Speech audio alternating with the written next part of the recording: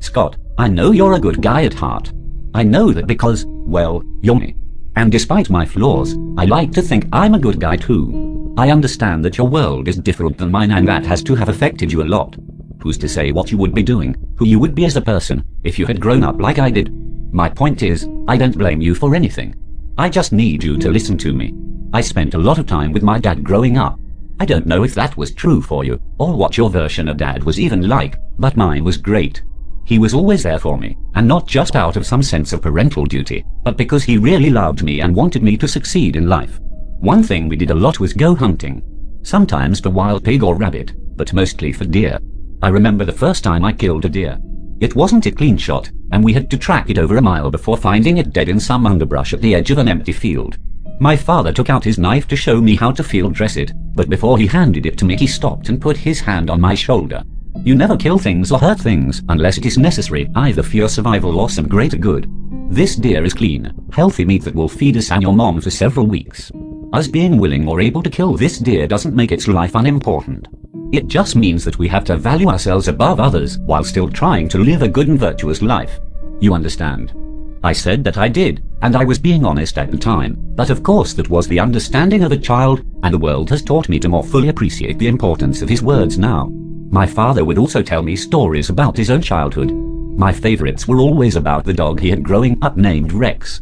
Dad had gotten him when he was 8, and he loved that dog more than anything. They really were best friends, I think. They would play together, explore the forests around the farm where my dad grew up, and were generally inseparable as much as life allowed. When Dad got old enough to drive, Rex would ride everywhere with him. He was big for a dog apparently, so he could easily sit in his seat and stick his head out the window to catch smells as they drove to town or out to go camping. My version of our father never went to college, but he was a smart man and a hard worker. He opened up a little hardware store at 19, and within a couple of years he had bought a house and was saving up money for the girl that is our mother. One night, as he was closing up the shop, he heard Rex start growling. He turned to see where the dog was and found him at the back door, hackles raised and teeth bared. At first my father thought it was a raccoon or another dog maybe. He grabbed Rex by the collar and opened the door to look out. It was dark and he couldn't see much, but suddenly he was knocked down and being attacked. He would never say by what, though I've always suspected that was more to keep from scaring me too much than because he didn't know. Rex broke free of his grasp and charged the thing, whatever it was. He snapped and snarled, bit and clawed, and after a moment my father was free of it. It was preoccupied by Rex, who was fighting it for everything he was worth. He was an older dog now, but no one was going to mess with our daddy. Rex drove the thing off into the woods, but he was hurt badly. Too badly to make it, in fact. My father held him crying as he died. The first time Dad told me that story, I was 15. I was horrified. I had been hearing stories about Rex for years. I loved Rex, felt like I knew him even though he died well before I was born. And truth be told, Rex wouldn't have lived that much longer anyway, but still. It was so sad. I sat there crying my eyes out, and I remember my father started crying too. It was one of the few times I ever saw him cry. He reached over and hugged me before explaining why he was telling me the story in the first place. Scott, this world is a hard place, and it's only going to get harder. Rex and me. We loved each other with everything we had, and he sacrificed himself to save me. That's the lesson. If you are going to live a life worth living, you can't be afraid to make sacrifices. Whether it's something that is important to you or to someone else, sometimes a cost has to be paid and you have to be willing to pay it. Being too afraid or too weak to do what needs to be done is a greater sin than trying and failing or making the wrong choice. Always remember that. And I have, Scott. I've tried to make the best decisions in my life, and all things considered, things have turned out well for me.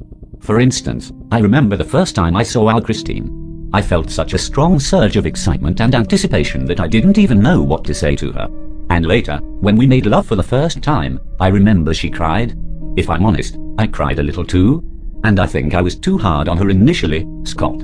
I thought she was a whole like the old Christine, but I think living in a softer, kinder world kept her from developing some of those rough edges that I was trying to wear down on old Christine. She's still got a slut look about her face at times, so she bears watching, but I do think she can be rehabilitated if you are firm with her. I want to apologize to you too, Scott. When I came back and took you by surprise in your bed, well, I'll be honest, I was disappointed. I expected more of a fight.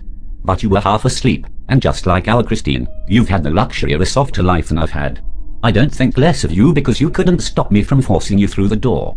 I also want to say I'm sorry because I know from your perspective I may seem like a bad guy. I took your girl and then you from this cushy life and pushed you into a world that, well, from your point of view might seem a bit like hell. I want you to know I didn't do that out of some ill will towards you or even Christine. But I had to get out of there, and sacrifices had to be made. And those sacrifices are valued by me, Scott. It's important that you know that. Don't worry about trying to get back, either.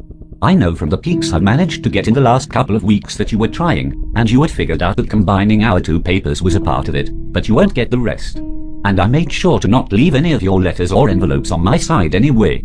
This letter and envelope will be the only paper from your old world you will have, and trust me, it isn't enough. I don't say this to trick or discourage you, but because I don't want you wasting time and energy chasing some impossible goal when you should be focused to getting your feet under you and making a new life. I really hope you two crazy kids make a go of it over there. Lol. Who's to say? You might be better at that life than I ever was. As for me, I just got back from walking in the park across from my apartment.